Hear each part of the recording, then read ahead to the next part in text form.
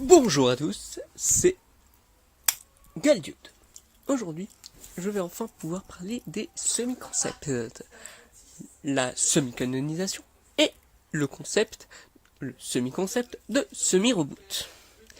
Vous allez voir que finalement les deux sont tout à fait reliés et font, dans un certain sens, une des pires incohérences de toute la licence, ou toute saga. Ouais, comme ça moi je me répète pas. Vous allez voir à quel point c'est des choses qui font chier, littéralement, tous les théoriciens, vu les conséquences que ça fait sur toute la franchise. Ouais, j'ai pas dit licence cette fois-ci. Et parce que, franchement, je tiens à préciser qu'il faut être préparé à cela, parce que c'est pas un thème très facile non plus. Ça va faire plaisir aux puristes, à la norme française, mais le problème de la semi-canonisation est apparu à partir de Five Nights at Freddy's Sister Location et concerne Five Nights at Freddy's Sister Location, Freddy Fazbear Pizzeria Simulator et Ultimate Custom Night.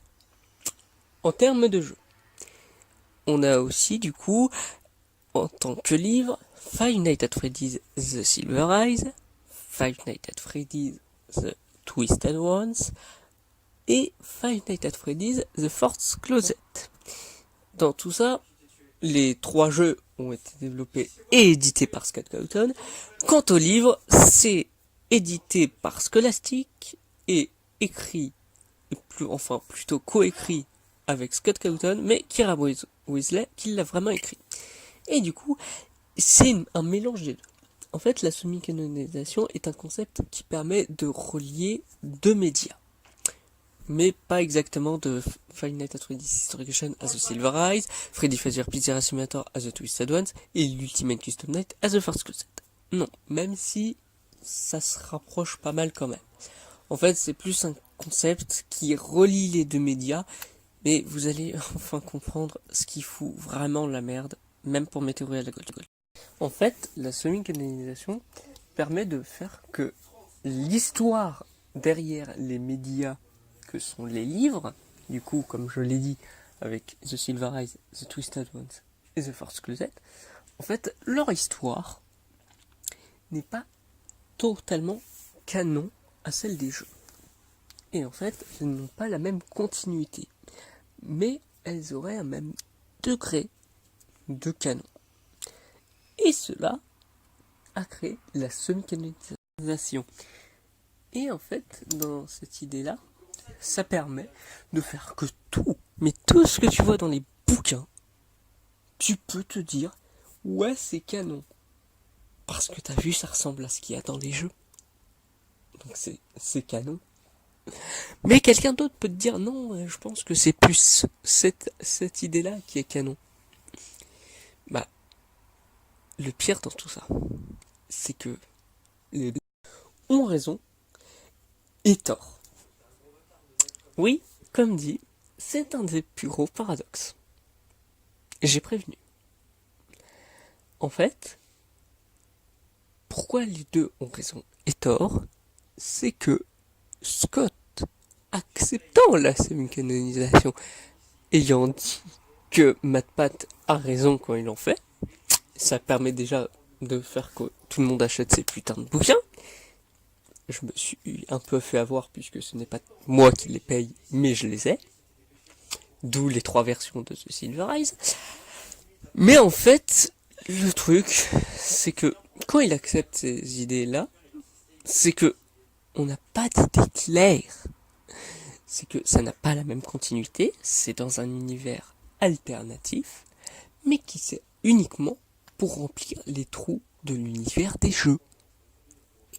Par conséquent, le canon est incompréhensible.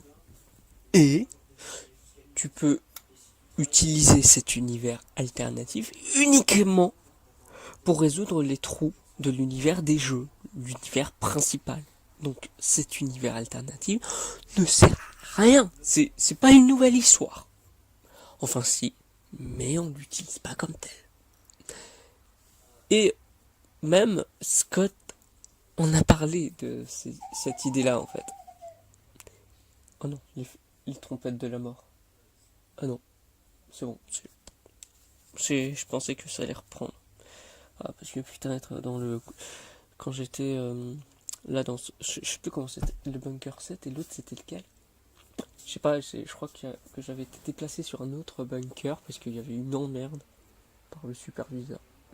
Bref, dans tous les cas, là, Scott a parlé de ça et je vais vous les montrer et les traduire.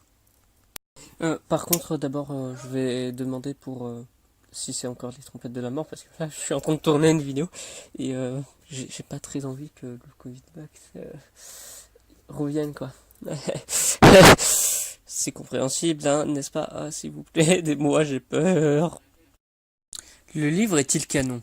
Je voulais en parler, un peu pour mettre tout le monde à l'aise. J'ai reçu beaucoup d'emails, même ceux en colère, se plaindre que le livre ne correspond pas à l'un ou plusieurs des jeux. Mais certains des commentaires sur Amazon châtient le livre pour pas correspondre au jeu. Quelque chose que j'aurais dû expliquer très tôt. C'est ce que le livre n'est pas destiné à résoudre quoi que ce soit. Il n'est pas destiné à être un guide pour les jeux. Oups! Franchement, salut The Freddy Files, salut Survival Logbook, salut The Freddy Files 2. Le livre n'est pas destiné à résoudre quoi que ce soit. Oups! Hello there. Ou de combler même les lacunes. Oups! Les jeux sont ce qu'ils sont, et comme je l'ai commencé avant que l'histoire ait terminé. Oups!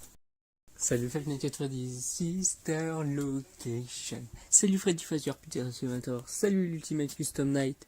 Salut Five Nights at Freddy's VR Wanted. Salut Curse of Dreadbear, son DLC. Salut Five Nights at Freddy's AR Special Debris. Salut tous les autres bouquins. L'histoire est loin d'être terminée puisque ça continue putain avec Security Breach. Quelque chose que j'ai dit dans des fils du forum à ce sujet, c'est que parfois le lore de quelque chose peut devenir si bondé que vous ne pouvez pas raconter une histoire originale. Plus.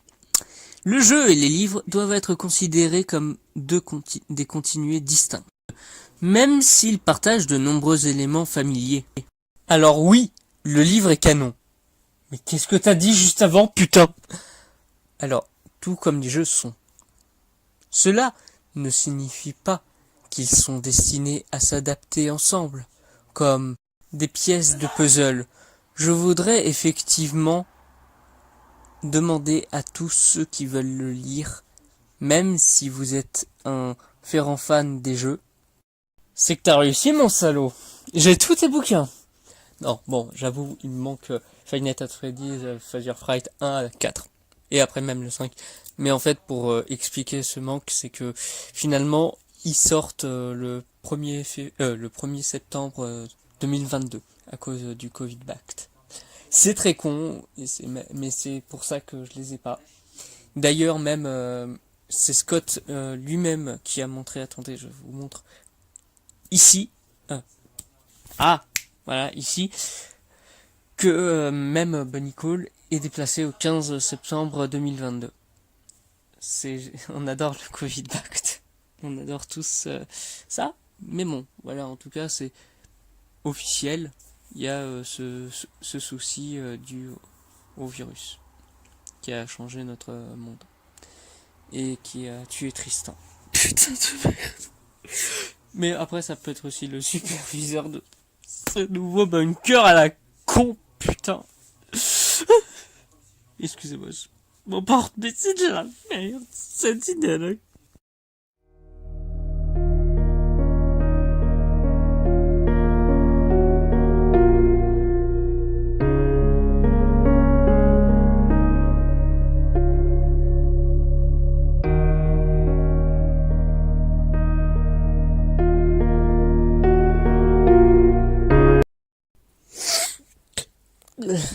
Enfin bref.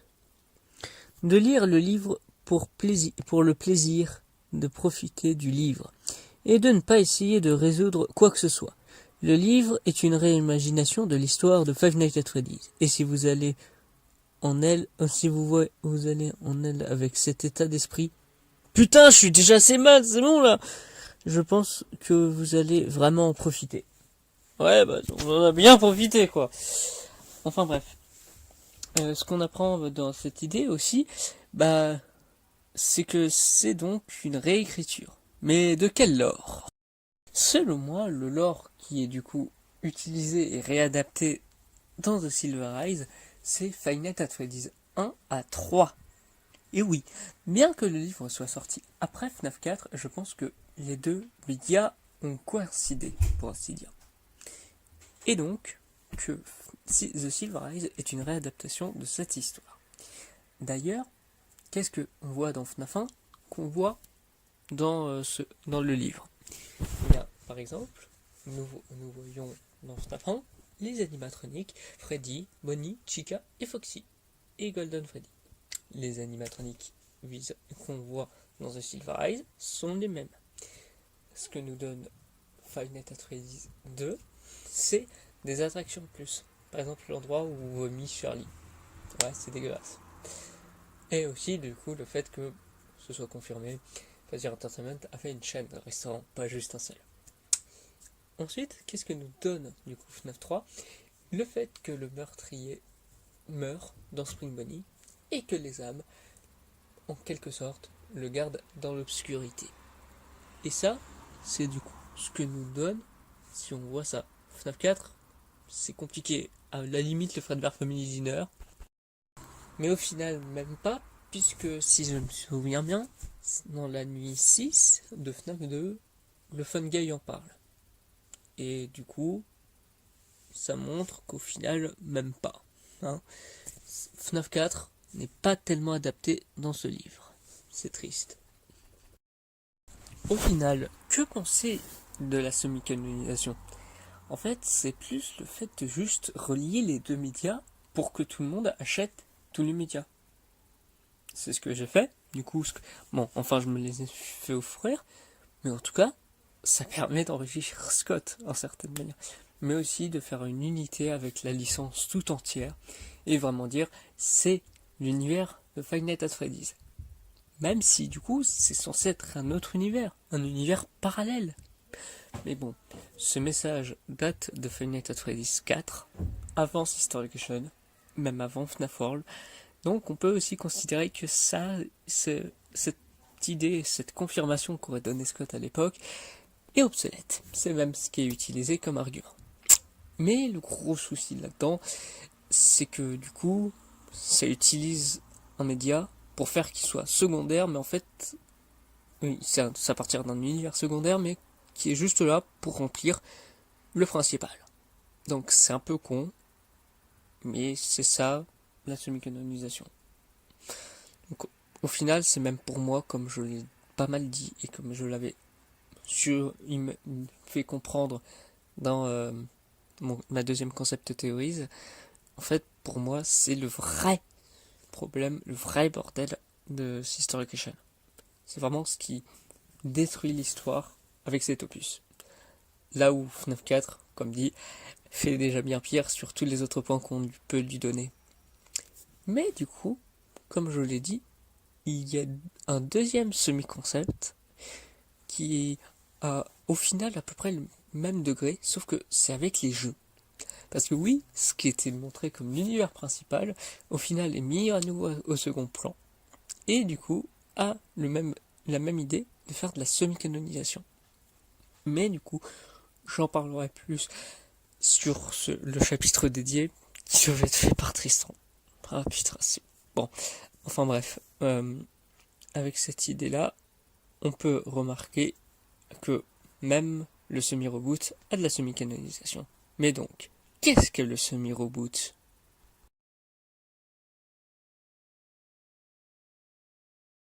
Bon, et bien on va enfin parler d'un truc actuel. Parce que que ce soit avec les concept théories ou avec la théorie à la Goldioud, j'ai toujours parlé d'ancien lore. Maintenant, on va enfin pouvoir parler du nouveau. Et ça, c'est une bonne nouvelle. Parce que enfin, je serai en d'actualité jusqu'à ce que ce soit Redcon. Putain. En tout cas, ce qu'on peut se dire, c'est que le semi-reboot vient de Five Nights at Freddy's vers L.Ted. Ce qui est avant-dernier, et bientôt avant-dernier, pendant que je tourne, opus de la licence.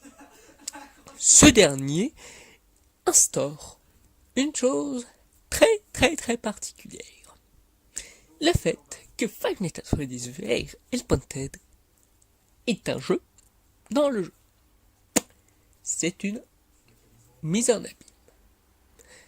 Nous sommes une personne, probablement Vanille, mais je ne peux pas la décrire actuellement, qui serait la bêta-testeuse du Freddy Fazbear Virtual Experience.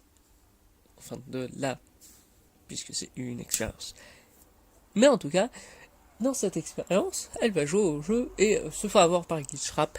Mais ici, on s'en bat les couilles, parce que ici, on va parler du fait qu'elle joue donc un jeu VR, qui est du coup développé, plutôt édité, par Phasya Entertainment.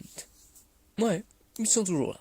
Et du coup, développé par Silver Parasol Games, si je ne me trompe pas. Et c'est déjà la deuxième équipe de développement dont fait partie Vanille. Et il y avait déjà une équipe avant, mais si je ne me trompe pas, c'est ça. Et en fait, vous êtes prêts à savoir comment ils sont revenus de la mort? En fait, ils sont jamais morts. Ils n'ont jamais été morts, voyons. Parce que vous vous souvenez de ce que vous avez vu dans Five Nights at Freddy's 1, 2, 3, 4 et Sister Location? C'était des jeux dans les jeux maintenant. Parce qu'il y a un développeur lunatique. Lui là. Oui, c'est Scott. Mais non, apparemment dans le lore, c'est pas lui. D'accord, Scott. Il te représente toi-même avant, mais... ok. Le truc aussi, c'est que ça nous parle du fait qu'il ait fait 5 jeux. Et donc les jeux que j'ai cités. Pas du tout, mais du coup, c'est comme eux, ils ont été plus ou moins mis en VR avec le jeu.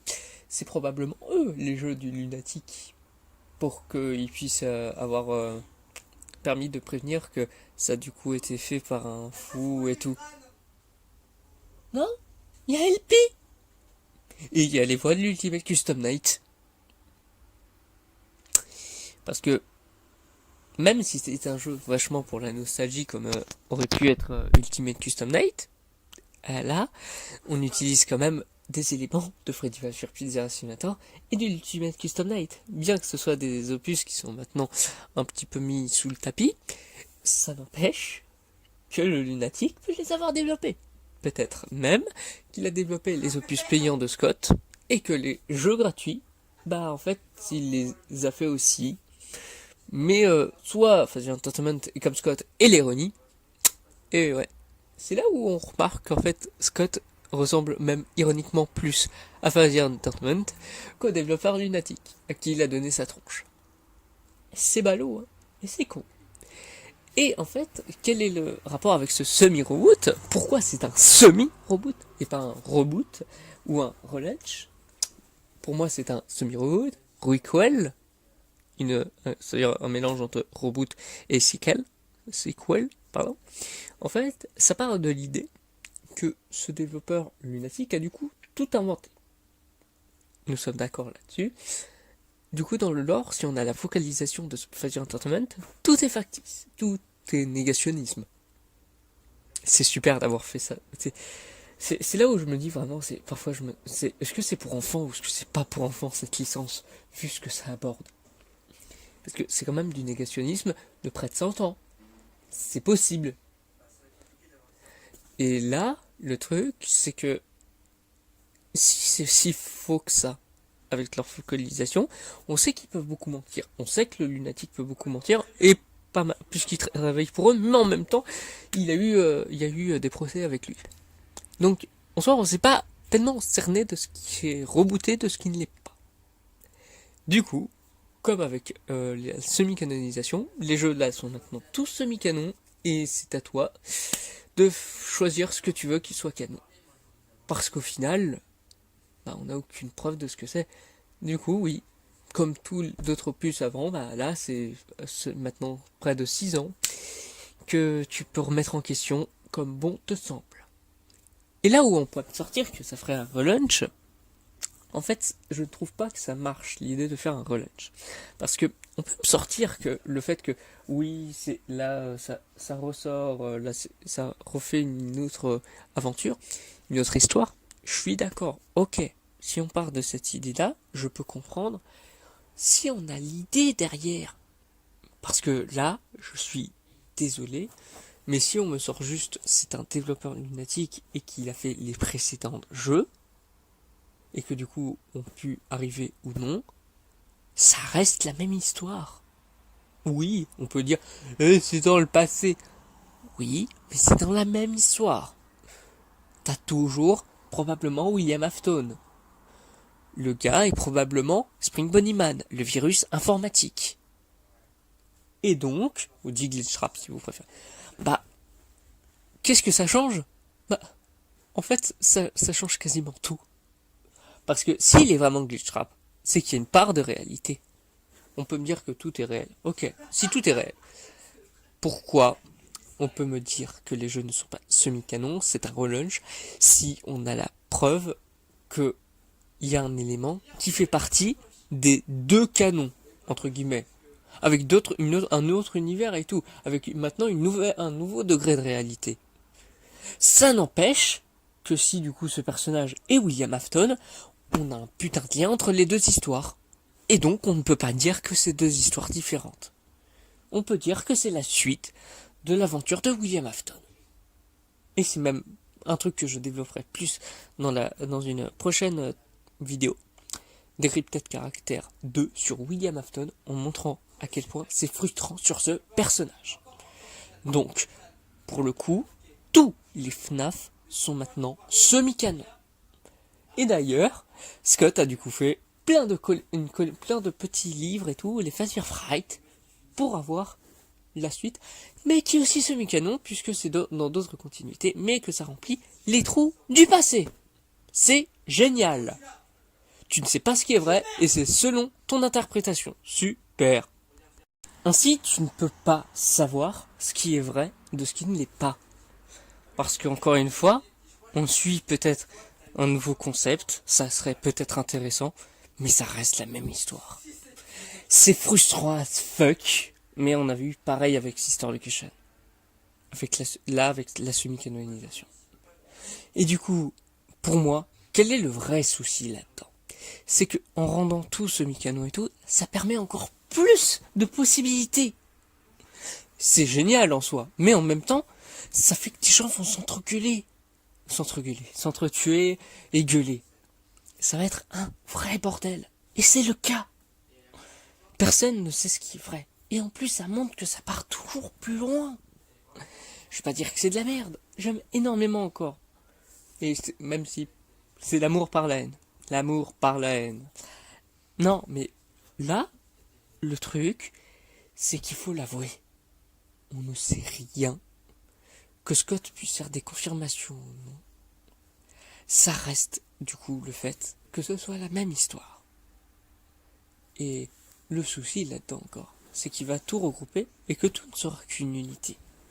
Oui, c'est bien beau de se dire que c'est l'histoire de Five Nights at Freddy's. L'histoire, il n'y en a qu'une seule. Oui, mais il faut la changer un jour. Il change même ce qu'il fait. Mais il y a une certaine auto-limitation sur le coup. Ce qui est assez ironique, dont je parlerai aussi probablement dans une autre vidéo. Mais là, le truc qui m'inquiète vraiment, c'est le fait que si on veut rendre ça tant flou, pourquoi il le fait comme ça? Pourquoi il rend nécessaire ce qu'aurait pu être un univers étendu? Et ne me dites pas qu'il faut qu'il fasse à la Star Wars. Hein.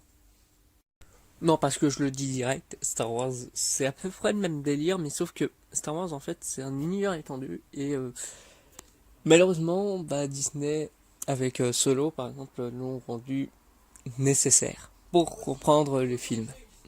Même si Solo a bidé et que ça ne va sans doute pas aboutir, ça reste qu'ils ont rendu l'univers étendu nécessaire. Là, avec la semi-canonisation, en fait, tu dois tout avoir. Genre vraiment, si tu veux comprendre. En vrai, je m'en fous. Moi, je le demande et je les ai. Comme je l'ai montré avec la collection. Et j'attends d'avoir les Father Fright au fur et à mesure. Mais au fur et à mesure, aussi, il y a même plus de jeux. Plus de livres que de jeux. C'est lequel maintenant le média principal au final? C'est toujours les jeux, mais là, on commence à avoir vraiment, vraiment beaucoup de jeux et de livres. Et c'est là où je me dis, encore une fois, qu'avec Five Nights at Freddy's 1, c'était assez beau en soi. Le jeu était un bordel. Je l'ai montré. J'ai essayé même de faire que le point de vue objectif et mon point de vue à moi était volontairement, mais vraiment contraire. C'était voulu. Là, c'est ce que j'aimais bien, c'est le fait que ce soit qu'un jeu. C'est que oui, ce jeu, tu peux le prendre dans tous les sens du terme, mais c'est qu'un jeu. C'est génial de faire ça avec un jeu que tu peux rejouer et tout. Avec, par exemple, ce qu'avait dit Jay Kill sur son Gamer Addict. Bon, maintenant, voilà. Arrêtez de le harceler pour faire du FNAF. Mais c'est pas ça le truc, c'est que maintenant, on parle d'une licence multimédia. Une licence qui va avoir le droit à un film ou des films. Une licence multimédia qui touche quasiment tous les médias. Là, c'est chaud. Que tu remettes en cause tout cela. Et que tu relis tout. Mais en fait, pas trop. Et que les gens font ce qu'ils veulent. Là, ce qui est problématique, c'est pas que ça pose problème pour la fin. C'est que tu peux faire la fin la plus satisfaisante qui soit.